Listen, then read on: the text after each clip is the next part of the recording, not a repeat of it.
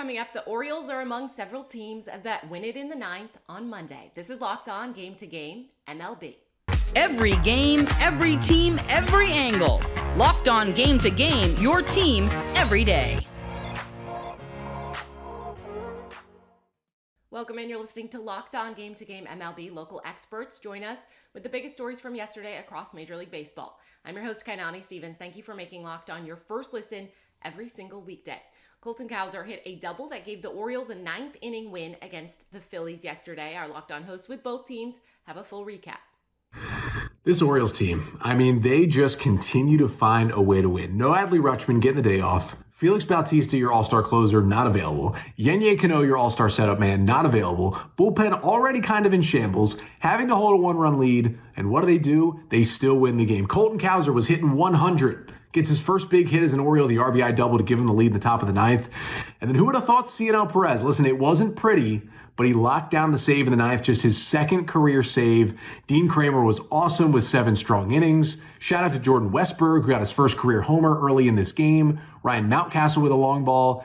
It's just different ways to win games. And the O's now 19-9 in one-run games. That's the best mark in baseball. They're doing it different ways every night, but they're winning ball games. They're still in first, and it is fun to watch this Orioles magic. I'll recap it all coming up on Tuesday's episode of the Locked On Orioles podcast. The Guardians left the tying runs on base in the ninth and lost to the Royals yesterday afternoon. Our Locked On Guardians host has more after the loss. Cleveland Guardians have reached the 100-game mark in the 2023 regular season, and 51 times those games have ended in a frustrating loss. The latest, a 5-3 loss to the Kansas City Royals to open their 3-game set on Monday. I'm Justin Laticos of Locked On Guardians. Guardians unable to capitalize on a couple of opportunities as lefty Ryan Yarbrough stymied them. Again, that's the second time they faced him in a couple of weeks, and both times he has shut the Guardians' offense down. They did have 10 hits against the Royals to the Royals 7, but they were unable to capitalize on many opportunities. The Royals, however, hit 2 balls over the wall, and that was the difference, something the Guardians are unable to do. So another frustrating loss for Cleveland. Cleveland did place, they moved Shane Bieber to the 60-day IL from the 10-day IL. This is mostly a procedural move. He was not expected to come back till September anyway, but they will not have McKenzie or Bieber until September at the earliest, if anything, as this team searches for a direction to go ahead of the deadline. Stick with Locked On Guardians for more. Maybe. It was a roller coaster of emotions for everybody involved between the Mariners and Twins yesterday. Seattle took the lead with a homer in the ninth, but then Minnesota tied the game in the bottom half and won it in the 10th. Our Locked On hosts have more after a thrilling finish. Hey guys, no bits here, nothing like that. This is just me standing here as one guy with an apology to the Minnesota Twins for saying they were a bunch of stiffs. Back-to-back walk-off wins. Now a 4-game lead in the division, a division that you are going to win. I apologize. I missed the mark. Now, in my defense, the Twins did not play very well in the first half, but they've shut me up in the second half. And again, now we're going to win the division. Twins back-to-back walk-offs. First in a game they had no business winning. Second in a game that, for all intents and purposes, they were dead on arrival after the Griffin Jacks home run allowed to Colton Wong, of all people. So again, I'm sorry. I hope you can accept my apology.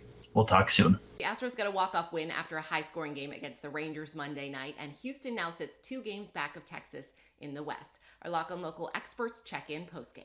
I don't know if you know this, but Aroldis Chapman loves pitching in Minute Maid Park. Chas McCormick earlier in the game almost hit a grand slam in the first inning, but he was waiting for Aroldis Chapman to come up to pitch, and what does he do?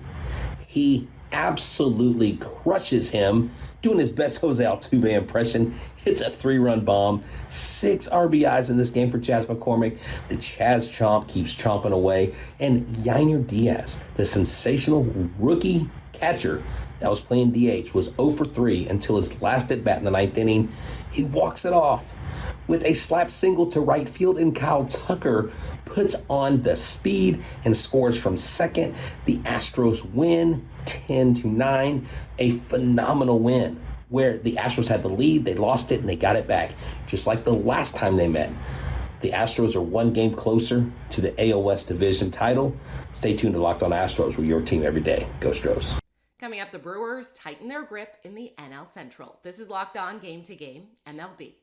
Today's edition of Locked On Game to Game is brought to you by Game Time. Buying tickets to concerts, shows, or games last minute should not be difficult, and it should not be expensive. That's where Game Time comes in. They have the Game Time guarantee. That means you will always get the best price. If you find tickets in the same section and the same row for less somewhere else, Game Time's going to credit you 110% of the difference. So download the Game Time app. You can create an account and use code LOCKEDONMLB for $20 off your first purchase. Terms apply. Again, you can create an account and redeem code LOCKEDONMLB for $20 off. Download Game Time today. Last minute tickets, lowest price guaranteed. Welcome back. You're listening to Locked On Game to Game MLB. I'm your host, Kainani Stevens. Kristen Yelich hit a walk-off single in the bottom of the ninth as the Brewers beat the Reds in Milwaukee Monday. Locked On Reds goes over the last inning loss for their team.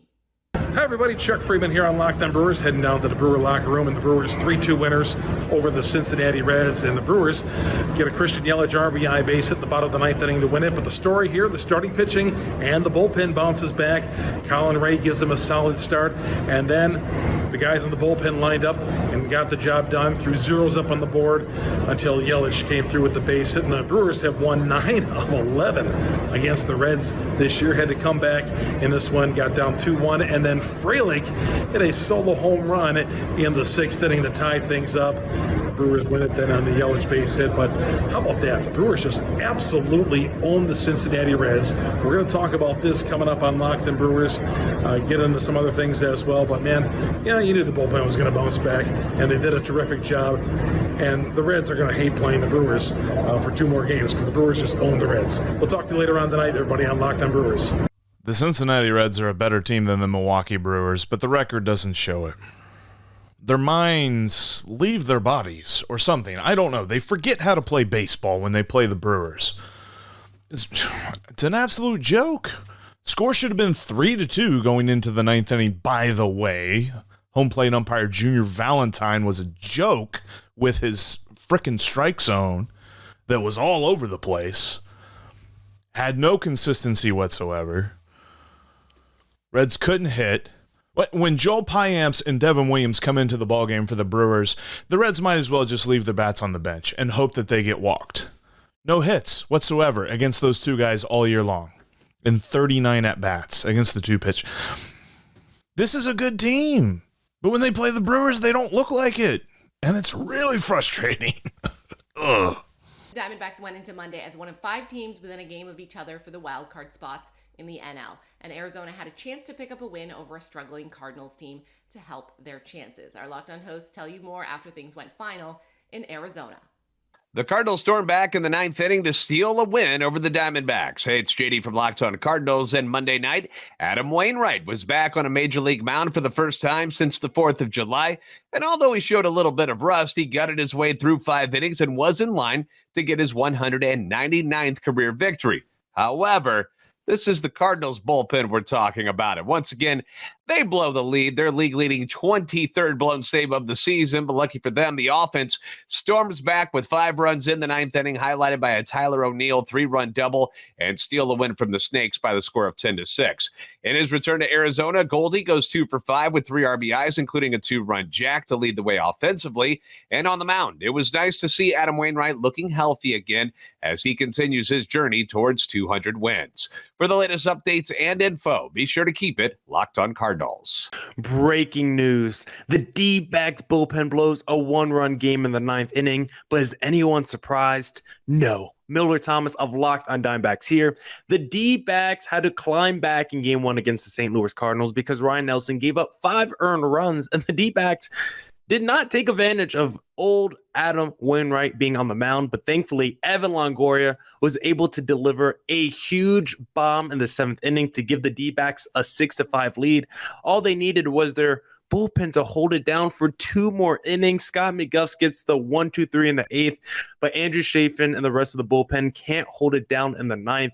A surprise to no one. The D-backs closing situation has been a struggle for them for years now, and that ugly problem reared its head once again.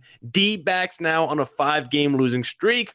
Hopefully they can bounce back against the Cardinals in Game 2 tomorrow. They still hold on to one of the playoff spots, but as it currently stands, the D-backs are spiraling a little bit, and I'm starting to get a little worried. The Padres need to decide if they're going to be buyers or sellers at the trade deadline this year. Every result until then is going to help San Diego make that decision. Our Locked On Local experts have more after Monday's matchup with the Pirates. Well, if only the Pittsburgh Pirates could play the San Diego Padres for 162 games as they defeat the San Diego Padres to kick off another 3-game series against a team they've already swept this season. Quinn Priester gets his first big league win. Leo Verpigero gets his first big league homer. Carlos Santana homers twice. He could be moved at the deadline. Who knows? But the Pittsburgh Pirates pick up win number 44 of the season and hand San Diego a grueling loss just ahead of the trade deadline. My name is Ethan Smith, your host of the Locked On Pirates podcast here on the Locked On Podcast Network, and I will see you on the flip side. That's it for this edition of Locked On Game to Game MLB. As always, we thank you so much for making Locked On your first listen every single weekday. Make sure that you are subscribed to Locked On MLB and your favorite team's Locked On podcast on YouTube and wherever else you get your podcasts from. I'm Kainani Stevens. This has been Locked On Game to Game.